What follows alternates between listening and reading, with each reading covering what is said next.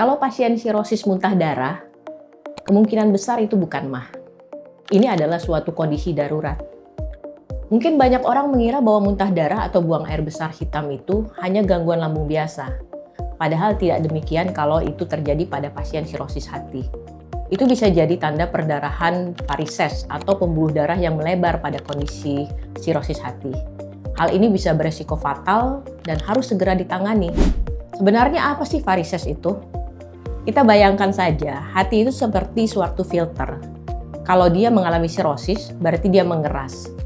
Mengeras membuat hambatan aliran darah menuju hati itu menjadi terganggu. Itulah kita bilang tekanan vena portanya meningkat. Karena terhambat, maka darah akan mencari jalur lain, salah satunya lewat pembuluh darah yang ada di kerongkongan dan lambung. Tekanan tinggi ini membuat pembuluh darah membengkak seperti balon.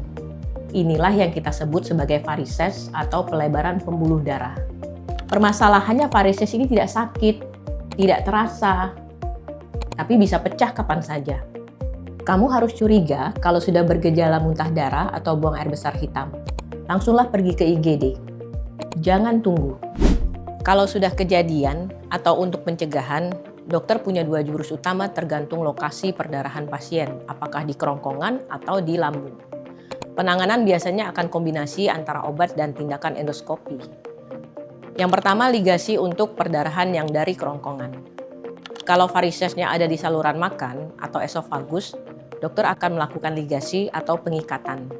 Ibaratnya pembuluh darah tersebut akan diikat, kemudian akan membentuk seperti balon yang menggembung.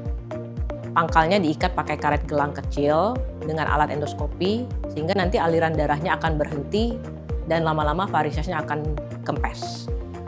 Yang kedua, kalau untuk pembuluh darah yang di lambung, biasanya ukurannya akan lebih besar dan tekanannya lebih kuat, sehingga tidak bisa dilakukan pengikatan dengan karet karena takutnya lepas.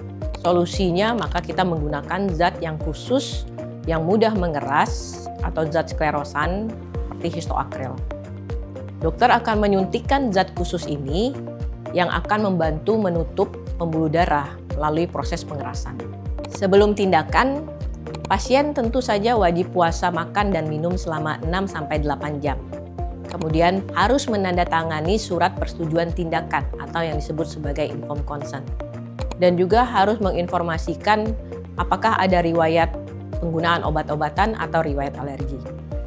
Dokter akan menstabilkan kondisi tubuh pasien supaya siap untuk dilakukan tindakan. Setelah tindakan, apa yang akan terasa? Kadang-kadang akan timbul rasa mengganjal saat menelan selama 1-3 hari. Biasanya akan timbul kembung atau nyeri ringan di ulu hati. Bekas ikatan juga akan menjadi seperti sariawan kecil yang akan sembuh dalam 2 minggu. Pasien mungkin setelah tindakan tidak bisa langsung makanan keras, harus bertahap mulai dari makanan cair, makanan lunak, baru kemudian kembali ke makanan keras.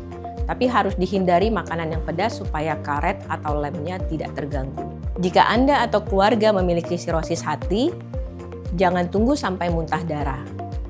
Dengan kontrol rutin, perdarahan bisa dicegah.